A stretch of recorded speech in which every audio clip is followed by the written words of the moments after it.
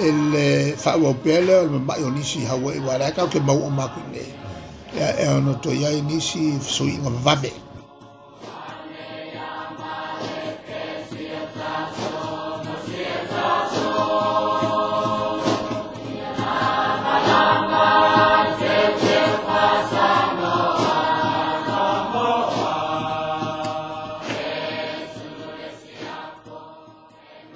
E whaatalo whaatu rau whionga, o lea ua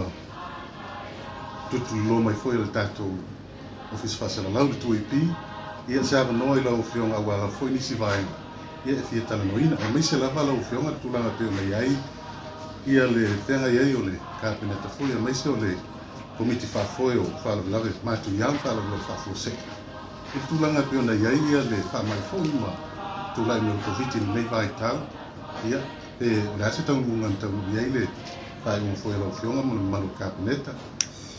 Sa whailo e le son nafi i kāpeneta ma le komiti. A fua lea i le telefo i o talsanga sa au mai le lava i aso e meise le malos tele o le o le pressure lea au mai le minsta malmtanga luenga o lo ngafa matato tangata whainga luenga whaavaitaimi o whaisto telo lato e to e fie whafoi mai le si tu o le talusanga mai pela vapea a nisi foi o lato o lo te ia malanga e nofo i Samonei peta iane le mwhai o na la loa le vai al kāpeneta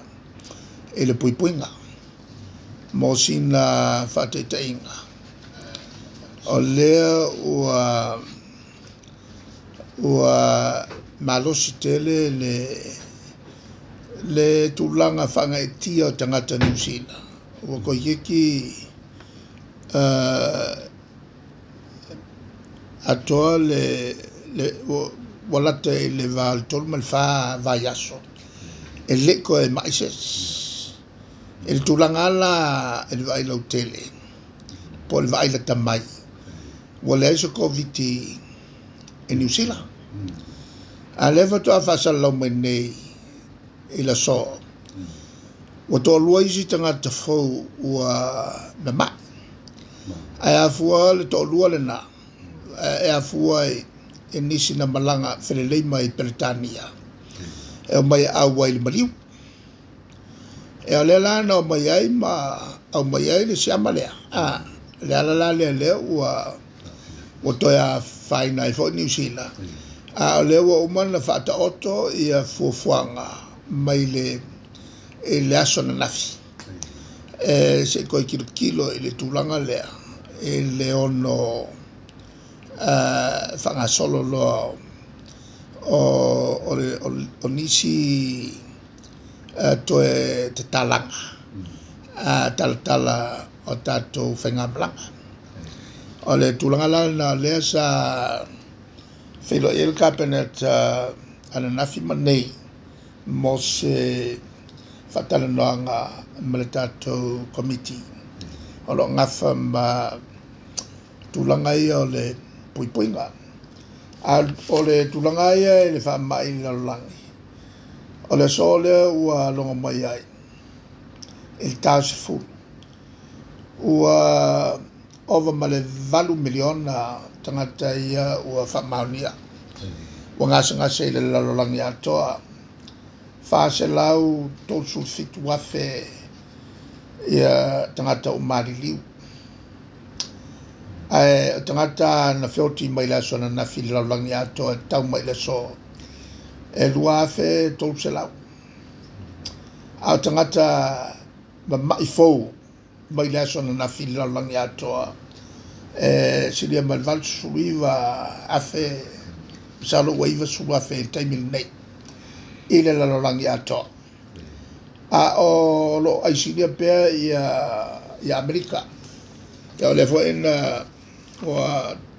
whailoa mai mai ai la so na fitau mai la so o sulu no fe fitselau tangata tangata fou na ma o tuai le fainu mela o tangata Amerika o mai le lua fe ai le 2 miliona se lau fitsul va fe e tau se lau fa suluono tangata na madiliu ele aso le ana fi mai ana fitau mai le so ole si atu no o epito atu yai le to tele o tangata na mai le aso na fitau mai le so o intia e sulua fe la fai o tangata ia male tulanga la le fou le o tula mai ele to lua le fou le na to e mai New Zealand ai a fu mai ele to lua le na fele mai Peletania mai SSC mai New Zealand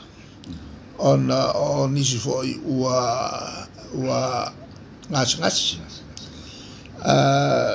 ole tulanga la na ole iai e ao lava on tatou faitete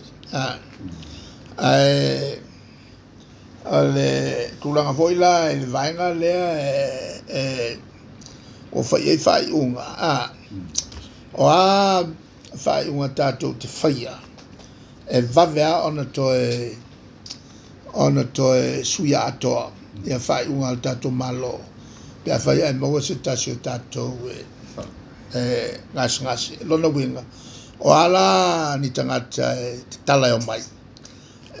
o le amata i tupea le amata i tupea le tulanga na o nisi la o teuteunga u fata oto atu le au tololowina e whawai fituna inga al tatou komiti e fua i tal sanga le mai Amerika Samoa mantua Amerika Samoa e le iai se si ua ngasa se pe au tatou lona winga ia le nganga fitutuna fitala i le tatou va ma Amerika Samoa e le ngato lato e malangatu o tangata fo i malanga mai o le vainga lua tal sanga New Zealand mo le toi fo i mai o i lato le ngadulue whawai teimi ile mai ai o ngā luenga whawai teimi o i tūna lea sa tangwhia o Amerika Samoa ile i lava la seisi ua awhia i whamai el koviti suriva e o mai teimi nei usilia nei ili fitu vai aso o tapunia tato tua oi mai whimalanga ina mai Samoa nei umwhai nei on whatinoina i tato suenga foi protest el koviti ma o tu ai nga whimalanga ina il vau Amerika ma Samoa o lo iai va lele me va lalo e mo fai ai on whatino i fufuanga ia mo New Zealand lava ia e afe se laudi masulfata ngata na fia el koviti suliva lua sululua na malili wa atone le lua suluono aso le toi maua seisi il va mai ma ua o New Zealand ile level 1 o te tala ai le tele o vavao ai fa o pe le fa no fo se no fa pito la to e malanga tu New Zealand mo su faso o lo ne malanga fa pito ma New Zealand be tu so to so la tangata o to fo mai ne o to fo mai sa mo nei o le pase se mo boa na tau no mai se la fa su bono mo ke au mal vanga le ko mai le se si na fa mawina na fia il fa ma ora wenga la ya ale matango fia tu langa le we ai tato fofuanga ye lua wa uma fai o malanga na lua na tau no mai le vai so na tene ya sulo yoni lo fa no fo se uma la to e o mal temel nei le ya sta masalomia o wa maua ni a unga fa ma o fatele na peli poti o mo mai fa tu pula io a mio le tau pule o niso tangata whenga luenga fa vai te mi mai sa mone o le nga luenga fa pe fo ni tupe maua o ma ona o mai ala to kon kalate in New Zealand ni tulanga fa vai te mi le tala leo te faitua o le tala ai le i maua mai le to lua le fa to a maua mai nei o to mawal ya mai e to lua New Zealand o le lui tau tele la lo whengai nei ma le tatou tanga lunga soifua maloloina i teimi nei le o to a toa se lua se lau ni test kits o lo o tutoe ma le o mautino le teimi nei pe to e mau vavi mai nisi test kits o se matau puao ina nga i eis tau sanga mo sosani New Zealand mai o le matalonanga lea ma le fionga i le palmio New Zealand aden la son nafi no fta pena pe New Zealand sosani mai ia tulanga foi la na lea wa fatino ai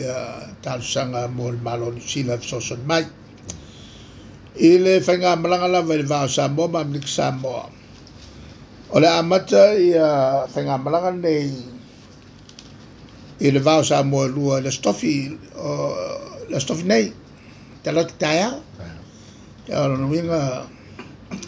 o se tala le leilea mo tātou tangata e le ngata isi o whaau nuue nei. Ia whapefo e o tātou citizeni. O la o whaau nuua i Amrik Samoa whatever no toe fia tali mai. Ma la whaau ngā iai valele e lua. O Samoa Airways whapefo i tālofa Airways. Rana winga la. O la matua pisia e toe whafo i mai e tātou tangata no Amrik Samoa. Ma ave i tutuila. Ia mama mai fo i tātou tangata o lai ai tutuila o fia foi mai e ta sina tala lele mo la am tangol ni vai aso ai mo tatou tangata lo fia foi mai e tau na silia sulfa aso talu o nau mau e Amerika Samoa lona winga e we love tu so le fa tatui o se vai ngalo tele o te mele la sa ni tata Hawaii bo ni sta te fele yane ina e tu mawa pe tatu tal tunu la sa ngole mu Amerika Samoa ele ni sta to fele yane ya mai tu no o afia il fama ma o kai mia e ka kala fo e fai ko kuila e Hawaii e anko a makavolo ka ko kilo e ka fio whainga balanga e le vao o motu nei lua le mela lea e tau tele matua whautangia e ke ua mao so sta ka o so ku o man fa mo ko sau le fiafi ai kupu mai se pefe nge ka filo e o nga tangia we ale o e le mfai na to foi mai e fa pena foi la malato fio mai fafo e nei poi foi fio fafo a mai nei ai oso mai male ma si chiama e un capulole e lo peo al fa igual causa cap la wai e ono mobia e ton fitinga e nei awane a fia so forces ele fa no foi certa te Samoa to foi mai Amerika Samoa ono tulanga ele o ia se si Amerika Samoa wa fia fa mai ele to nu wai ole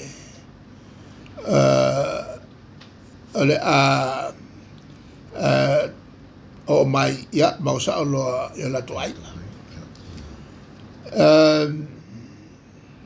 o a feutanga ele malo Amerika Samoa ma tato foi tu sa o fetusia ingo mai ma fatal no ia mai ole nganga ia fai fo I ma fai ngā malanga I va alalo a watu langa tatu fatu inga se mo sa no va ko ka ko kalo o le mele wa kupu wa inga isi kalo ma inga isi kambu isi kalo ke lo mele wa pala ngi ya ke lo nga lo mo mia ku kuila ni kalo e va yo la no ne fai on la tatu una il fatto inga va o tu no dua ya ye finga la come o che le o ele mo ka ko ya la no ne fatti noi ya ole tu la la pe no ta e ko ya makalo e fe malanga ina le va o tu ile ma hawaii el fawo pele o mai onisi hawaii wala ka ke mau o makune ya e no to ya inisi suinga vave ya to fai al malana so se si afia malanga Amerika Samoa mo fouko e umange o polokai o ele ono to e suya o tonu e la le longo mau a kupu mai pe fe ya ele o nianga sas anga mo fa kamala male le fautangi o fa silanga o vat fe malanga inga ele va New Zealand Samoa o le fofanga le wenge ele fa por clamingo valele ne ia fa vavele o mai o tatu tanga tolo fatali New Zealand mo to mai mal fofanga la tom fai ina yo atu fa I mo yulai o mo mai le va nga tele tanga talo o nga lu fa vai taimi pe no iwa ele o ma ele yo taimi la o no le lo ya ile le fa mo no fa nga ni va tele melana po le over ile kosalau ia pase se mai ia fa mo le na la to fa tele na ma bel malo New Zealand va be fo in ma bel vale le New Zealand na le I ko ma level ka ku va la mfai na ausia la tulanga ia pe a fai mfai on fa nga e vale ke le New Zealand e ko kele ka e malanga mai ai mo le malanga ila so lufulo no yoni mankola so lufulo no yoni le si malanga alo el fa mo fa nga se va kele ya im kwa kele ya kele ka mai ai me fa ia na mai tanga te sto telepe o qual consola por ova ia ma to fatal no fo tu langa la fa ia on fa ni malanga tongi pa valele chartered flights mo la towi o le RSE workers le lai tau fa mautul tu langa na man fa tu peina e fa pe o ia ile fa na no te inga ile company la chacha la to ia valele ma mai sa tanga tekne ma le tua tu sa la o le van fa ngo fe se con fa ko ele la se me popole o le fa o pe ia tato test nei to luaso ale tu New Zealand fa te sia ma medical clearance no winga don't clear la to fa fo ma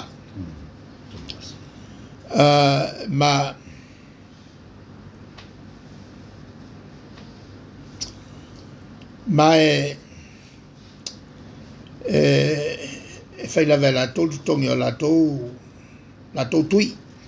e New Zealand ole auna ia foi fai o tui mo e wali le mai ni aunga foi le ale kale ma le vela pe fatino ai inga mole tui na e tui su e ma ave e New Zealand e fa ma ni mai ai e ai le fautuanga taua nei mei ufi mata ma ufi fonga whaunga pea matua fautuaina le whaunga le wa vesela e le mea ulanga le makangare lo kaukalaku ale ku i la mea ufi mata se to ese atu wala ingi se kilo mai o kwa whainga ia wane ia o mana vaina siama na mai moto tau tele le whaia mei o ufi mata whamasani e tato mankua e le ngā o le COVID kere foi mau siama i e wheo e matangata ma manawa mai tuto sau fafo ia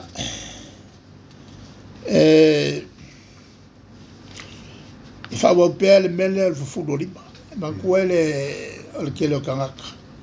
e eisi mai le anga e mo mai mea le whea vea i o siama i lima e le furua e me se la whai koa ia ke aluai o e le whale le tau o e iai e se fsiri na mai ka whea mea niwa so whanau o sa whai mau musaka ia le la wha tulanga o mai lalo tulanga le whai whai beponga wala vel ka ili masful kapo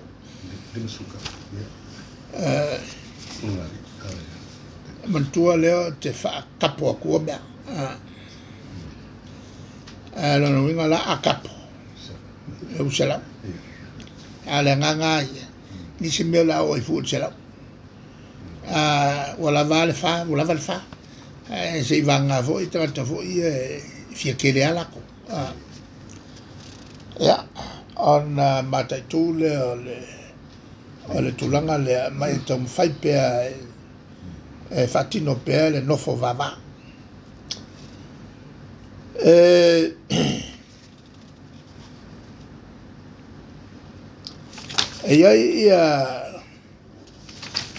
ia isi tulanga i mei o isi talsanga nau mai e tangata fo i le whale einga ma tangata e supermarketi e kala ku i kua e sele umarge mea o le aku mau ia le ka fiofia menga la lava le kaimi sa ia le ta viva pea a ta tu le vaenga le inu ava anga kuku aku le kua langa umalanga inu ava o le fale ainga fa umiaku la ini se fea ua le malo nga mea ia muka le kaimi ke uma le kaimi kuai ai fia kau samia e luaku wakapongi ia pawa ele ia bro el fale no so fala so ele ngai el tangata ia fatawa ia te ia el tamafa el kaunga lu kariva ele ai le malu el fale ele el maga mai ia ku fale ainga ku suka si ia el fale o kar ko lu vavea se ko nga konfiki como fiki kwa ya ngi uleva mo kia ia el facile pepanga ngi lave e ka o mai vai nga vo ile ingwa e manga ya aru po ako ingwa lo kula ka so lo i ka me vai nga le uma ai ngo pio o ngai fo mi sei fa fo ile ka I fa fo le arse ale tulanga la ele o suya e ka minga e foi maliu e leo suya la la tu maula ona fa masani tangata masani bele ole fa faingo fio o avo io fa le vilavi e fua I lo malos ole tulanga toala na ole Polo infoulea ua whatulanga tui le so. Mo le whatinonga. Na isunga ia pila o le tulanga whenga whemalanga ina amata i la so tofi talatau. Ia, a le whaiwan na i meio talpala tu le so.